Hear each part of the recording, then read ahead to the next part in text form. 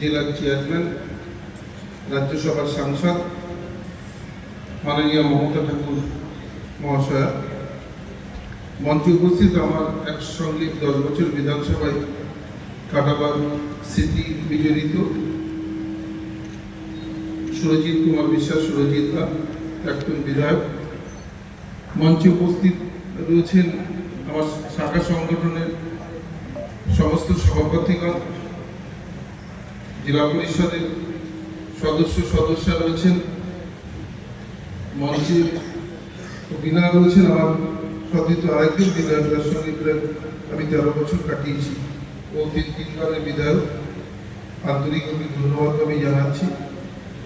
সেই সঙ্গে অজিতদার নাম না করলে নয়, আমাদের জেলা পরিষদের জনস্বাস্থ্যের কর্মদক্ষ বটে, আন্তরিকভাবে ধন্যবাদ জানাই। জেলা পরিষদের মিটিং করেও ছুটে এসে আমাদের মিটিংয়ে অ্যাটেন্ড করেছেন। আমাদের ব্লকের সভাপতি মঞ্চে উপস্থিত রয়েছে, আমাদের কাউন্সিলরগণ গোবরডাঙ্গা এবং পৌরসভা, আমার সামনে উপস্থিত প্রধান বুথ সভাপতি, অঞ্চল সভাপতি ও বরিষ্ঠতম আঞ্চল ব্লকের নেতৃত্ব, সেই সঙ্গে সমস্ত শাখা সংগঠনের যারা নেতৃত্ব, সবাইকে আমি আরেকবার ধন্যবাদ জানাচ্ছি।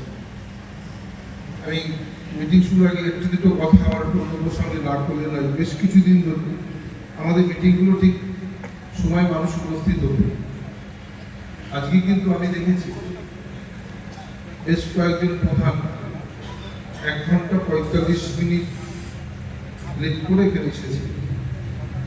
আমি দেখেছি 2-1 সভাপতিকে 1 ঘন্টা 50 মিনিট লেট করে মিটিং এসেছেন। আমি আপনাদের কাছে অনুরোধ রাখছি, এটা 21শে জুলাই মিটিং, এই ভাবাবেগটা আপনারা বোঝেননি এবং কখনো এইরকমভাবে মিটিংয়ে আপনারা আর আসবেন না। অনেক কাজ থাকে, স্বাভাবিক। দল না থাকলে তো আপনি প্রধান হতেন না, দল না থাকলে আপনি অঞ্চল সভাপতি হতেন না, ব্লক সভাপতি হতেন না, আমরা হতাম না। দলটাকে উচ্চ করে দিয়েছেন, তাই দলটাকে নিজের কাজটা বেশি বা আমার শুধু চেয়ারটাকে আটকে রাখার দরকার, এটা নয়। আমি আমার অত্যন্ত আমার সহকর্মী, আপনার আমার প্রিয় মানুষ, আমি আজকে বললাম মিটিংয়ের নির্ধারিত সময় আসবেন, এটা কিন্তু শৃঙ্খলার মধ্যে পড়ে এবং এটা দেখলে বোঝা যায় যে আগামী দিন যে আমাদের যে সুশৃঙ্খল বা আমরা ঐক্যবদ্ধ যে লড়াই করতে চাইছি, সেই লড়াই কিন্তু এখান থেকেই উঠে আসে। দয়া করে আর কখনো মিটিংয়ে আপনারা দেরি করে আসবেন। অনেকে আসেনি, আজকে আমার ফোন করে জানিয়েছে যে কলকাতায় ডেকেছে, দলীয় কোনো কাজে আটকে গেছে, ঠিক আছে, কিন্তু আপনারা অন্য কাজ, আজকে কেউ পঞ্চায়েত থাকতেই পারবেন, ও জানেন আজকে পার্টির মিটিং আছে, করবেন, আমরা করি। সেদিন আমরা ভিডিওকে বলে দিতাম যে আজকে মিটিংটা ক্যান্সেল করতে হবে, যেহেতু আমার পার্টির মিটিং আছে। আপনার সরকার, আপনার সেটা বলা উচিত ছিল। 21শে জুলাই আমাদের আবেগ, আমাদের ভাবাবেগ, আমরা সবাই জানি যে তৃণমূল কংগ্রেস করি আমরা, তারা সবাই জানি যে 21শে জুলাই বছরের একটা দিন ক্যালেন্ডারে আমরা লাল কালিতে দাগ দিয়ে রাখি যে এই 21শে জুলাই আমরা কলকাতায় যাব। এর জন্য আমাদের কর্মীদের বেশি উৎসাহিত করতে হয়। কর্মীরা কিন্তু স্বতঃস্ফূর্ত থাকে, তথাপি কিছু কাজ আমাদের থাকে।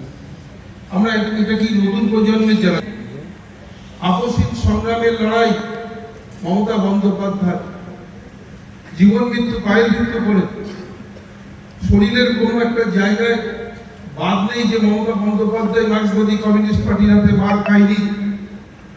মারতে মারতে কখনো হাসনা মোড়ে বাদশা আলমরা মাথা ফাটিয়ে দিয়েছে, কখনো সিঙ্গুর থেকে তুলে নিয়ে এসেছে জমি আন্দোলনে, জিপ গাড়ির মধ্যে পুলিশ যখন তুলে নিয়ে এসে চুরির মুঠো ধরে মারতে মারতে বন্দুকের রাইফেলের সরকারি দলে আজকে আছে। 21শে জুলাই ঠিক সেরকম একটি দিন 1993 সালে, যখন দেখছে ভোটের নামে প্রহসন চলছে, এই ভোটকে কেন্দ্র করে সিপিএম তার প্রহসনে পরিণত করেছে। রামের ভোট সাম দিচ্ছে, রহিম দিচ্ছে, কেউ বুঝতে পারছে না, বছরের পর বছর ভোট হচ্ছে আর সিপিএম ক্ষমতায় থাকছে। মমতা জুন জুলাইতে আমি দেখেছিলাম প্রথম ভাইকে ভারতবর্ষে যে সচিত্র পরিচয় করে, সারা ভারতবর্ষের মানুষ যে ভোট দেয় সচিত্র পরিচয় করত, এই 13 জন আমার সহকর্মী শহীদের বিনিময়ে মমতা বন্দ্যোপাধ্যায় মার্কসবাদী কমিউনিস্ট খাদ্য আন্দোলনের শহীদ হয়েছিল। ওরা ক্ষমতা আসবার পরে ভুলে দিয়েছে, ওরা মনে রাখেনি তাকে যে রক্তের বিনিময়ে কত লাল আকাশ বাতাস মুখরিত হয়েছে, সিপিএম কে ক্ষমতা এনে দিয়েছে, কিন্তু সিপিএম এই শহীদদের কথা মনে রাখেনি। আর বাংলার নেত্রী মমতা বন্দ্যোপাধ্যায় তৃণমূল কংগ্রেসের আমার নেত্রী, তিনি কিন্তু কখনো তার সহকর্মীদের ভুলে যাননি। তিনি প্রতি বছর 21শে জুলাই ওই যে ধর্মতলায় যেই জায়গায় দাঁড়িয়ে 13 জন শহীদ হয়েছিলেন তাদের সেই শ্রদ্ধা জানাবার জন্য সেখানে এই মঞ্চ।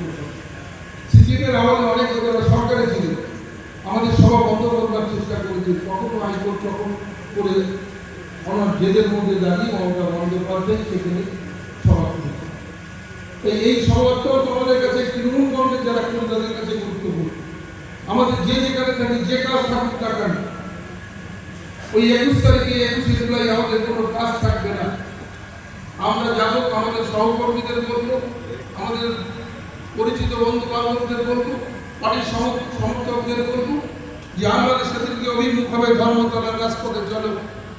তাই উত্তর 24 পরগনা জেলাতে আমরা সর্বাধিক লোক দিই, আমাদের সেদিনকেও আমাদের ছেলেরাও যে আমাদের প্রত্যেকের এই দায়িত্ব দিয়ে যে বনগাঁ সাংগঠনিক জেলা এবার ঐতিহাসিক একটা সমাবেশে আমরা যোগ দিতে যাব, যে মানুষ বুঝতে পারবে যে তৃণমূল